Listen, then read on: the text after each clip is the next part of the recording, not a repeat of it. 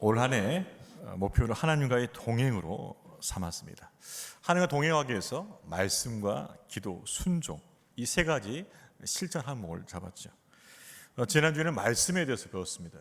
믿음 말미암은 구원의 지혜가 담긴 말씀, 또 교훈과 책망과 바르게 함과 의로 교육하기에 유익한 그 말씀, 우리를 온전하게 만들며 사명을 감당할 수 있도록 준비되게 하는 그 말씀이 너무나 중요한 것이죠.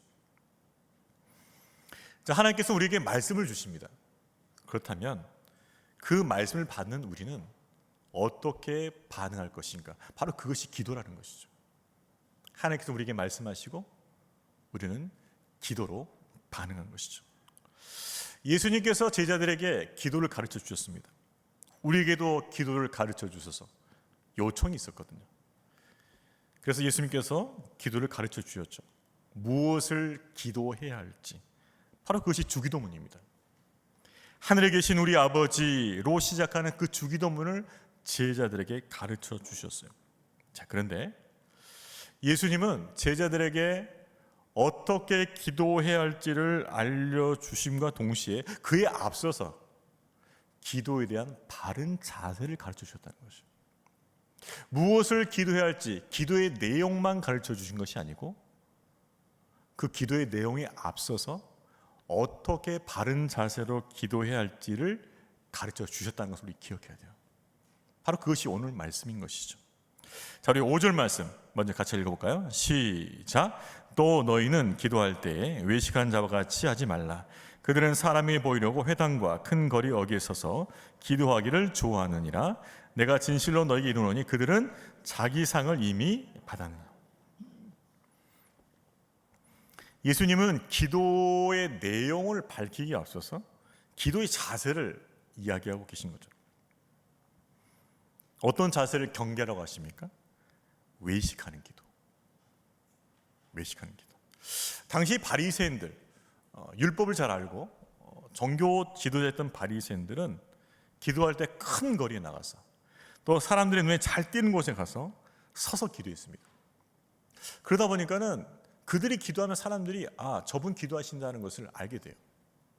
눈에 띈다는 거죠. 그렇다면 그들은 왜 큰 거리에서 사람들의 눈에 잘 띄는 곳에서 기도를 했을까? 사람들을 의식해서 기도했다는 거죠. 사람들이 보여주니까, 사람들이 내가 서서 기도하는 것을 보고 나에게 존경하는 마음을 품을 것이니까. 그게 외식이라는 거예요. 당시 바리새인들은 하루에 3번 기도했어요. 보통 유대인들이 3번 기도합니다. 오전 9시, 12시, 오후 3시. 공식적인 기도 시간이에요. 자, 이 시간 되면 다 기도해야 되는데 자연스럽게 집에 가서 기도할 수 있겠죠? 집에서 엎드리거나 무릎을 꿇거나 앉아서 기도할 수 있습니다. 그런데 굳이 밖으로 나와서 거리에 서서 사람들의 눈에 잘 뜨는 곳에 가서 기도를 했다는 것이죠. 자신의 경건을 드러내보고 싶어서, 자신의 의를 자랑하고 싶어서, 사람들의 존경을 받고 싶어서 그렇게 기도를 했다는 거죠. 결국 이것은 기도가 아니라 연기라는 것을 알 수 있어요. 외식이라는 이 단어 헬라어는 영국 배우란 뜻이에요. 영국 배우. 영국 배우 뭐죠? 보여지는 거죠. 실제와는 다른 역할을 하는 것이죠. 우리가 중심으로 하나님을 섬기지 않고 하나님을 중심에 두고 기도하지 않고 만약 사람을 향해서, 사람을 의식하고 사람에게 인정받기 위해서, 사람의 존경받기 위해서 그렇게 하는 기도라면 그 기도는 연기라는 것이에요. 기도뿐이겠습니까? 구제도 마찬가지죠. 구제도 이것이 하나님의 주신 은혜와 사랑에 감사해서 내 이웃을 돕는다는 그 중심이 빠져버리고 나를 드러내고 싶은 구제라면 역시 그 구제도 연기가 되는 것이죠.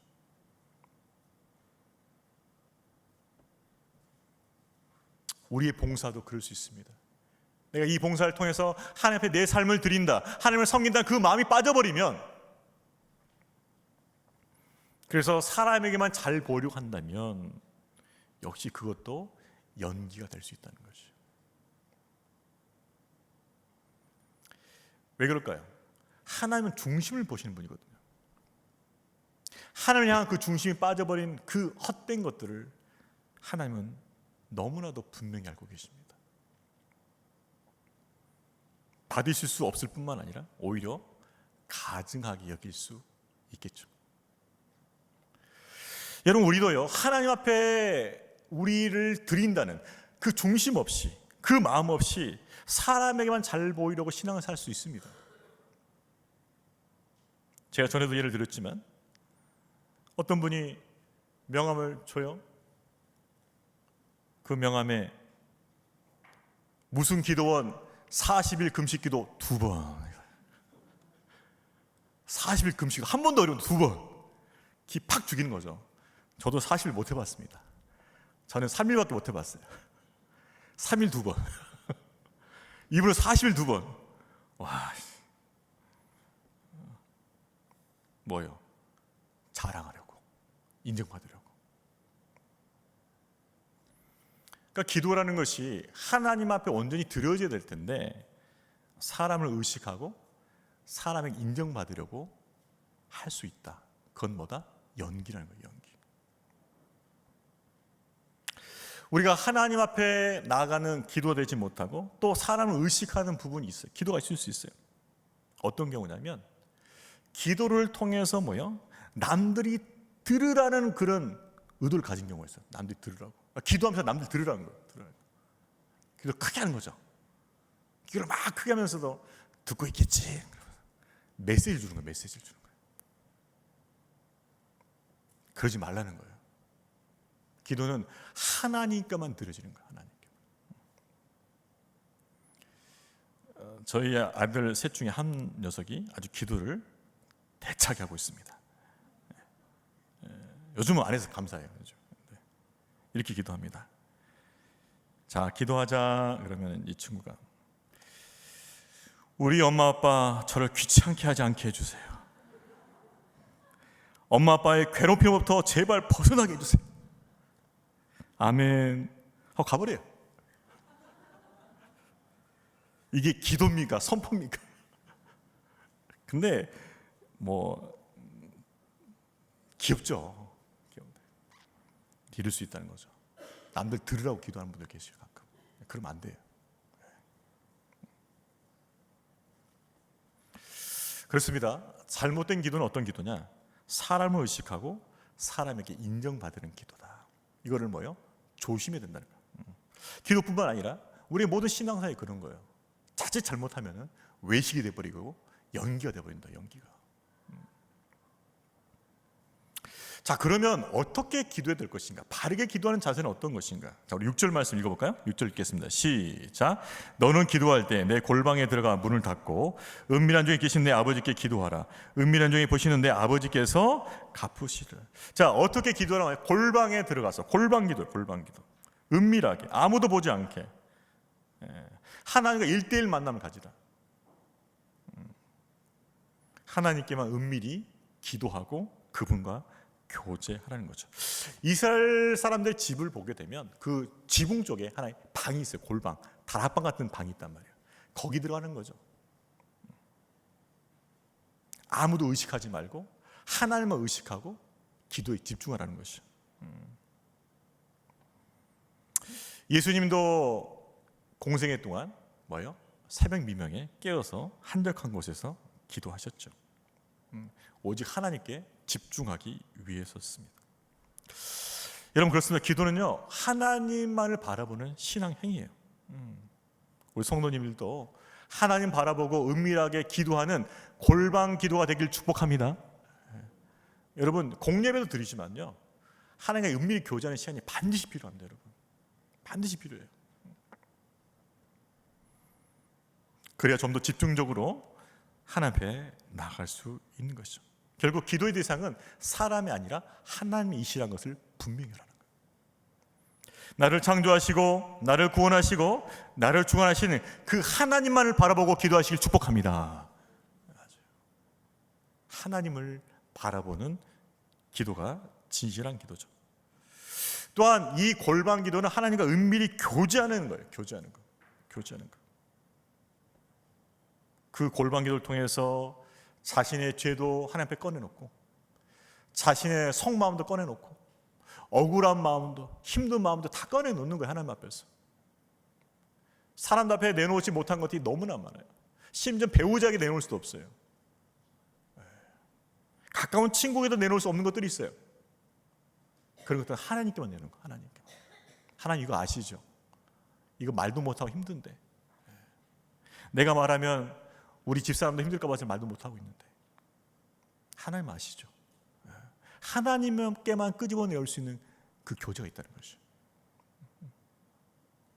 그렇게 허심탄회하게 하나님 앞에 놓으면은 영적 평안이 찾아와요. 결국 기도의 목적은 무엇인가? 그것은 하나님과의 친밀한 교제라는 것이죠. 친밀한 교제. 하나님과의 관계를 더 깊게 하는 것이죠. 깊게 하는 것. 그렇기 때문에 하나님께서는 우리를 기도의 자리에 불러주시는 거예요. 때로는 어려움을 겪게 하셔요. 힘든 일 만나게 해주셔요. 내일이 안 풀리게 만드셔요. 갑작스러운 어려움 당하게 만드셔요. 왜? 기도로 나오게 하시려고. 하나님 만나 주시려고. 하나님께서 교제해 주시려고 우리를 부르시는 그 자리라는 것이죠. 제가 신학대학원 3년 동안 공부하면서 1년은 기숙사 생활을 했습니다. 1년은 필수였거든요. 공부하면서 또 해야 할 게 뭐냐면 새벽 기도. 일주일에 3번 이상 나와야 돼요. 그래야만 학점 이수가 되는 거예요. 근데 굉장히 피곤하거든요. 12시 넘어까지 공부를 해야 돼요. 공부량이 너무 많으니까 12시, 1시까지 공부를 해야 돼요.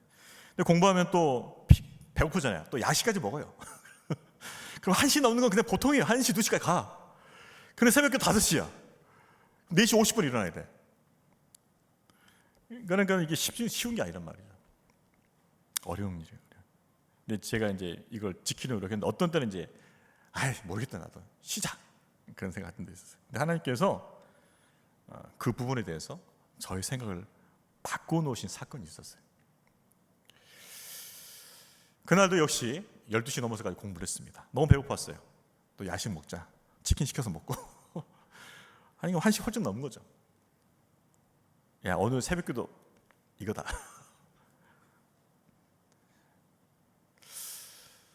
근데 새벽이 됐어요. 그때 제 방에는 4명이 한 시를 쓰고 있었는데 선배도 있고 후배도 있죠. 근데 새벽이 됐을 때 한 선배의 코골소리가 너무 큰 거예요. 엄청 큰 거예요. 엄청 큰. 제가 깰 정도로 거의 기숙사가 울릴 정도로 막 엄청 큰. 야 너무하다. 그래서 내가 딱 가가지고 이분을 이렇게 모로 만들었습니다. 이렇게 딱 하면 좀 낫거든요. 딱 세고 나서 시계를 딱 보니까 몇 시갈까요? 4시 50분. 야 어쩔 수 없다. 가자. 그래서 새벽에 갔습니다. 피곤한 상태도 새벽에 드렸어요. 자, 그 다음 날이 됐겠죠? 이제 그 다음 날 됐을 때 안 되겠다. 오늘 꼭 자야겠다. 그런 마음 갖고 아무리 코를 골아도 기필코 자리라 그 마음을 가지고 자리에 누웠습니다. 근데 새벽쯤 됐을 때 또 어떤 일이 벌어졌을까요? 이번엔 모기가 나타나요. 그래서 윙 하더니 저를 탁 물었습니다. 너무 따끔했어요. 그래서 뭐 이 모기가 와 있지? 그래서 갑자기 깨고 나서 이렇게 좀 뒤척이고 나서 시계를 딱 보니까 몇 시였을까요? 4시 50분. 이거 깨우시는 거구나. 그러니까 또 나갔습니다. 제가 오기가 발동했어요. 자고 싶은데 못 자잖아요. 그래서 모기장을 쳤습니다. 모기장 치고 모기가 뿌리고 잤어요. 반드시 자보겠다고 내가. 자, 그 다음 새벽에 제가 일어났을까요? 일어나지 못했을까요? 일어났어요. 알고 계시죠? 어떻게 됐을까요? 저희 기숙사 방 앞에는 이 센서 등이 있어요. 이게 지나가면 딱 켜지는 거거든요. 자동스럽게. 근데 그것은 사람이 근접해야지만 켜진 겁니다. 근데 제가 새벽에 자고 있는데 갑자기 그 센서 등이 팍 켜진 거예요.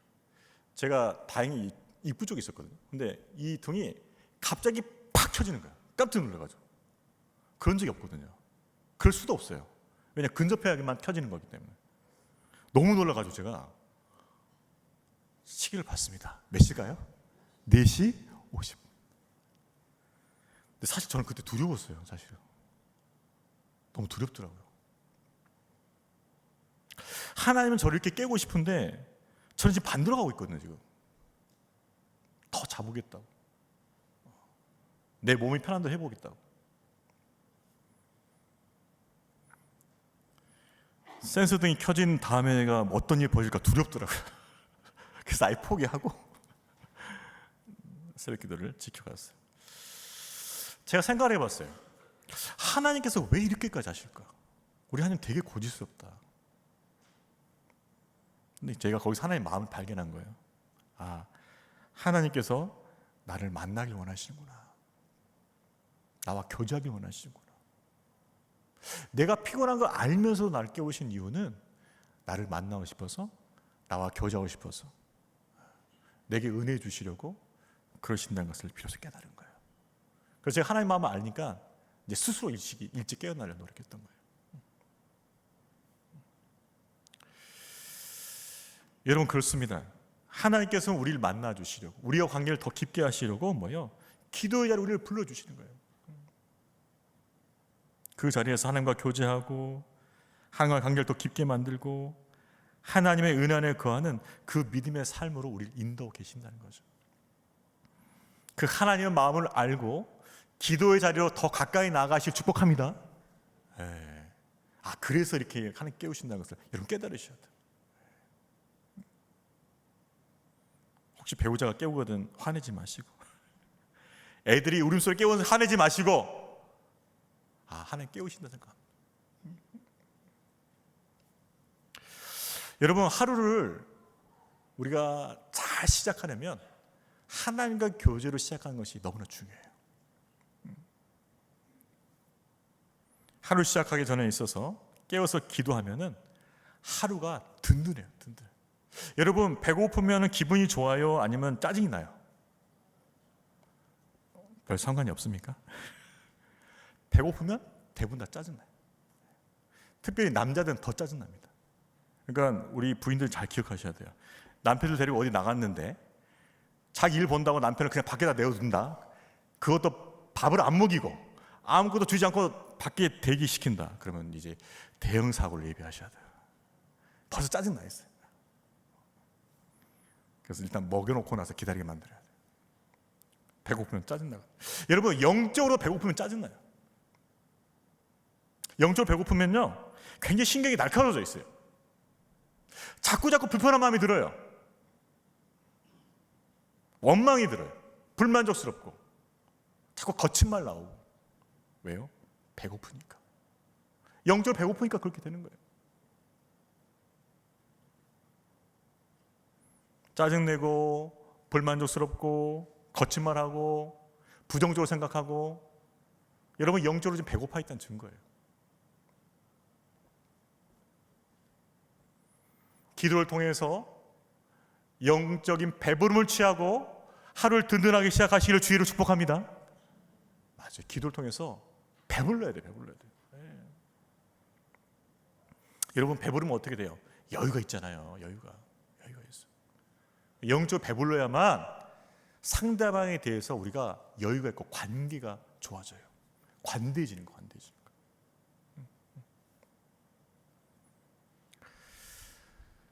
크신 하나님께서 우리와 교제하기를 원하신다는 건 참으로 놀라운 사실인 거죠. 그 하나님 마음을 알고 기도의 자리에 가까이 나가며 영적 배부름을 가질 수 있기를 축복합니다. 옆에 분들 권면하겠습니다.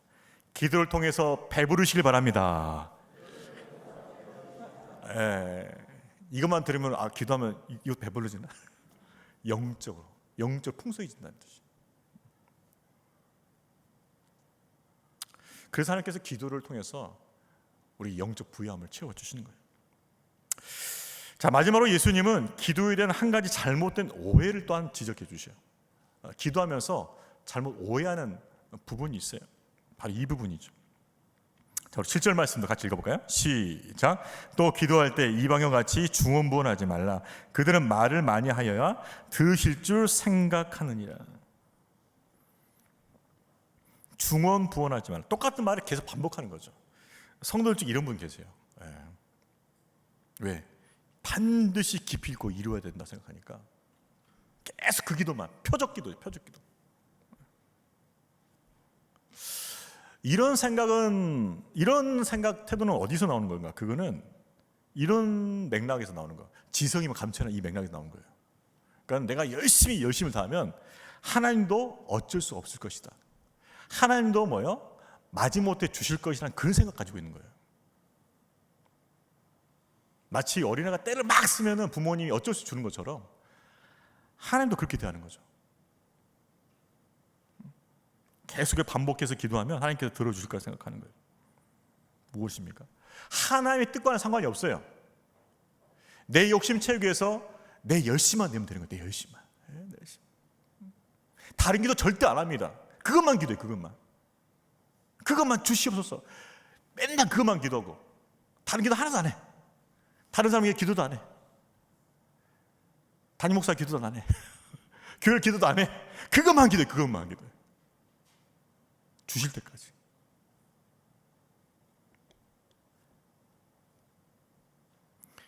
여러분 분명히 알 것은 하나님께서 이 기도 기뻐하지 않는다는 것이에요.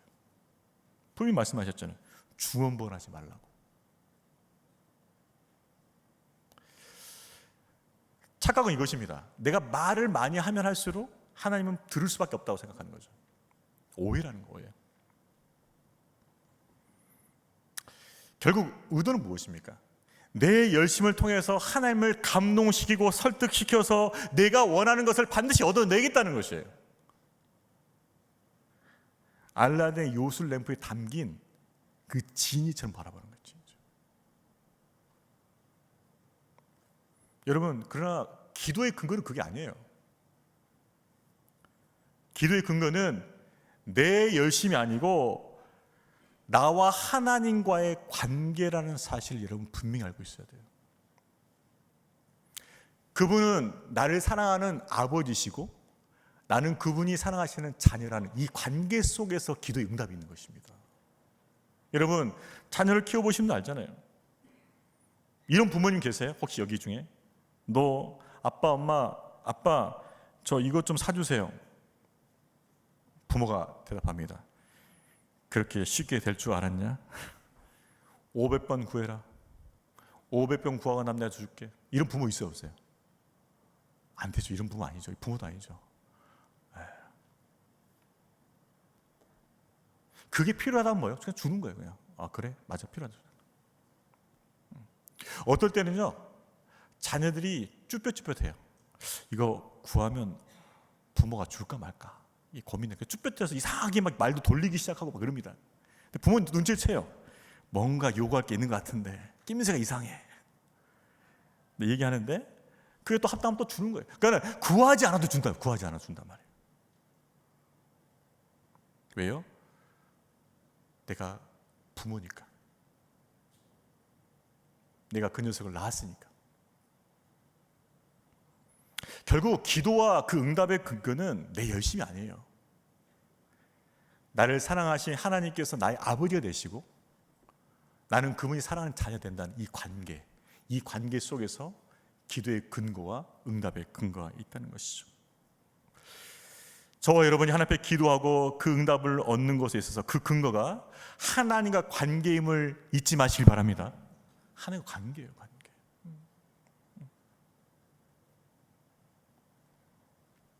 그래서 하나님께서는 그 관계를 분명히 우리 알고 구하길 원하신다는 거죠. 그러면서 이렇게 덧붙이셔요. 자, 마지막 8절 말씀 읽어볼까요? 시작. 그러므로 그들을 본받지 말라. 구하기 전에 너에게 있어야 할 것을 하나님 너희 아버지께서 아시느니라. 여러분, 우리가 기도할 때 하나님은 다 알고 계셔요. 뭘 기도할지 다 알고 계셔요, 이미. 온 우주와 만물을 창조하시고 인류의 모든 역사를 주관하신 하나님께서 모르신 것이 무엇이 있을까요? 다 알고 계시죠. 하물 우리를 창조하시고 구원하시고 우리 삶을 주관하신 하나님께서 우리에 관해서 모르는 게 무엇이 있을까요? 다 알고 계시죠. 그러면 내가 하나님 앞에 기도하러 나오는 그 내용들을 왜 모르시겠냐고. 이미 다 알고 계시다. 이미 다 알고 계신다. 따라서 우리는 믿어야 돼요. 하나님께서 내가 기도하는 내용을 이미 알고 계시고 내가 진실하게 기도하면 반드시 응답해 주신다는 것을 믿어야 된다는 거예요. 내가 열심히 부리하면 응답받으시다 그렇게 생각하지 말라는 거예요. 그분은 내 아버지시고 내 모든 것을 아는 하나님 아버지라는 그 전제 안에서 내가 진실하게 기도하면 반드시 응답해 주신다는 것을 믿으시란 말이에요.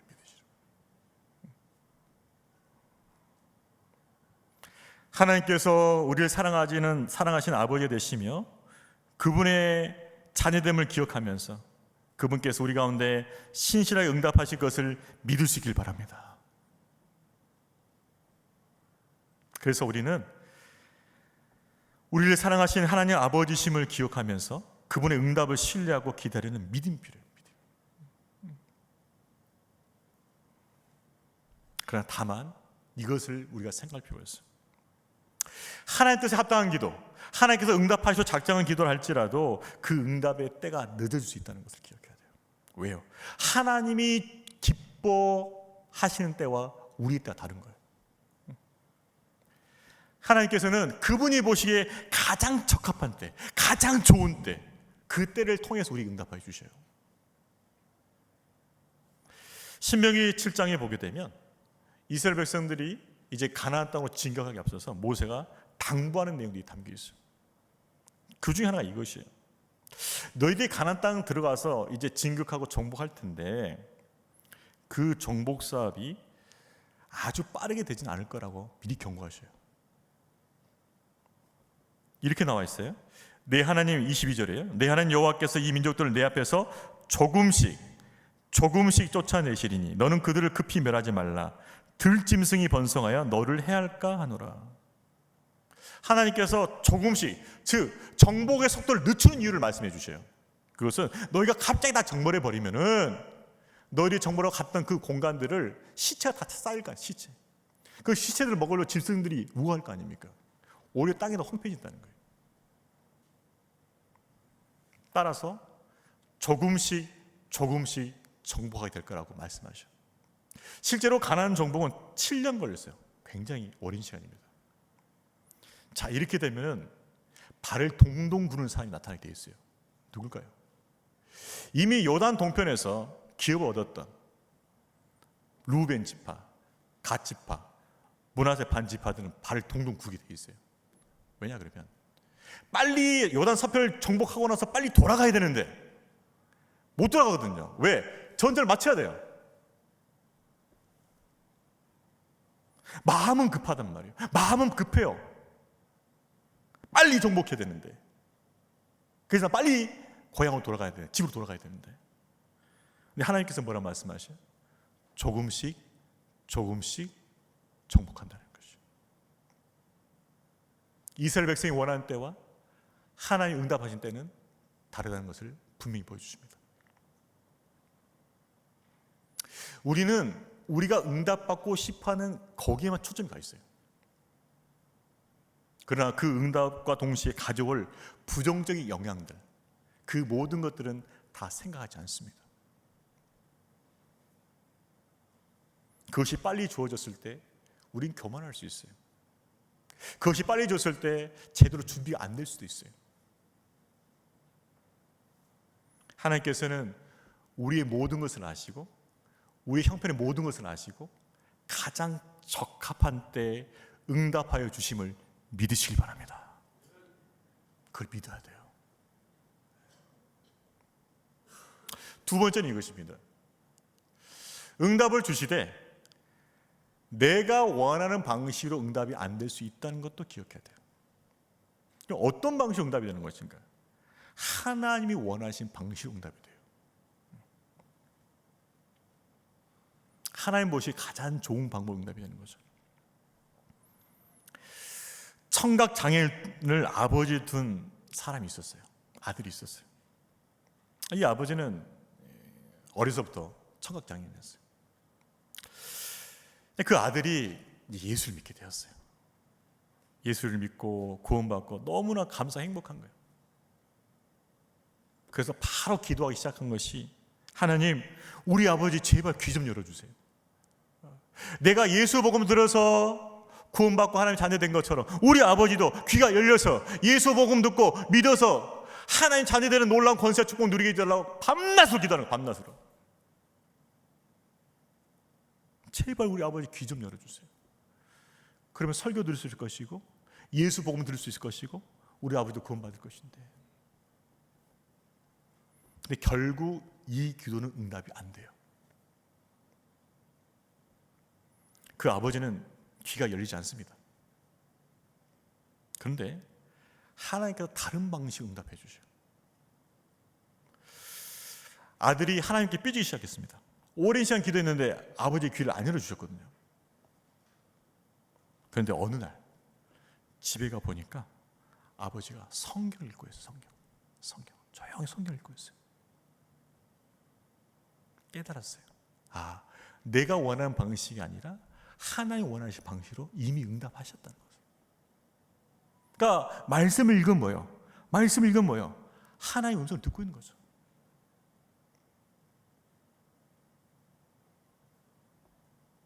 귀를 열지 않았지만 성경 읽고 계시는 아버지의 모습을 보면서 그렇게 하나님의 음성을 듣고 있는, 영의 귀가 열려서 하나님의 음성을 듣고 있는 그 아버지를 보면서 아, 응답이 이미 됐구나라는 걸 깨달은 거예요. 그러면서 한 가지 더 질문했어요. 그렇다면 하나님은 왜 내가 원하는 방식으로 응답하지 않으셨을까? 물론 성경을 읽어서 하나님의 음성을 들을 방법도 있겠지만 정말 귀를 열어주시면 정말 또렷하게 목사님 설교 들을 수 있을 텐데 왜 이러셨을까? 한 번도 고민해 본 거예요. 근데 문득 그 깨달음이 온 거죠. 어떤 깨달음이었을까요? 만약 하나님께서 아버지의 귀를 정말 열어주셨으면 물론 하나님 말씀도 들리겠지만 세상의 소리도 들릴 수 있었겠구나. 아버지의 귀에 복음도 들어갔겠지만 세상 소리, 듣지 말아야 할 소리도 아버지 귀에 들어가겠다는 생각이 드는 거예요. 그래서 고백하는 거죠. 하나님의 응답이 가장 좋은 것입니다. 여러분, 응답받지 못하는 기도는 없어요. 다만 내가 원하는 응답이 아닐 경우가 있는 뿐이죠. 하나님 방식으로 응답하신 때 그 방식이 가장 좋은 것임을 믿을 수 있길 바랍니다. 하나님 방식으로 응답하신다요. 하나님 방식으로. 결국 하나님께서는 자녀의 기도를 들으시고 반드시 응답해 주시는데 하나님의 때 하나님 방식으로 응답해 주신다는 것을 우리는 확신해야 돼요. 말씀을 정리하겠습니다. 우리는 기도를 통해서 응답을 바라보죠. 그런데 하나님께서는 먼저 관계를 원하세요. 관계를. 우리 입장에서는 문제 해결이 우선이에요. 근데 하나님의 입장에서는 뭐예요? 너를 만나는 게 우선이라는 거예요. 너를 만나는 게. 우리는 복을 구하기 위해서 기도를 시작해요. 그러나 사실 복의 근원 대신 하나님을 만나는 것이 진짜 복인 줄로 믿으시기 바랍니다. 나는 복을 구하기 위해서 하나님께 기도하기 시작했는데 그 복을 구하다 보니까 정말 복의 근원 대신 하나님을 만나는 거죠. 그것이 진짜 복이라는 거예요. 진짜 복. 그 복을 풍성히 누릴 수 있기를 주의로 축원합니다. 그래서 기도는 하나님과의 대화이자 하나님과의 만남이에요. 여러분, 기도를 통해서 아, 정말 하나님 살아계시는구나. 그분이 내 인생을 책임져 주시겠구나. 그분이 길이요 답이라는 것을 깨달을 때 우리 안에 영적 평안함과 영적 부요함이 밀려오는 줄로 믿으시길 바랍니다. 그것이 하나님께서 기도를 통해서 우리에게 주고자 하시는 그 값진 것들이라는 것이죠. 기도를 통해서 하나님과 친밀히 교제하고 하나님과 관계가 깊어지며 하나님의 은혜와 복을 풍성히 누릴 수 있는 복된 성도 되시기를 주의 이름으로 축복합니다. 하나님께 나를 만나 주신 거구나. 하나님과 관계가 더 깊어지는 것이구나. 그분의 은혜와 복을 풍성히 누리는 것이다. 바로 이것이 기도라는 사실을 알고 올 한 해 더 기도 자리에 힘써 나갈 수 있기를 주의 이름으로 축원합니다. 우리 옆에 분들 격려하겠습니다. 기도자의 나아가기를 힘쓰시길 바랍니다. 기도를 통해 하나님과 더 깊이 교제하시길 바랍니다. 맞아. 여러분, 기도는요, 하나님을 만나는 복된 장소예요. 기도를 통해서 날마다 하나님을 만나고 그 은혜와 복을 풍성히 누리는 우리 모두가 되기를 주의 이름으로 축원합니다.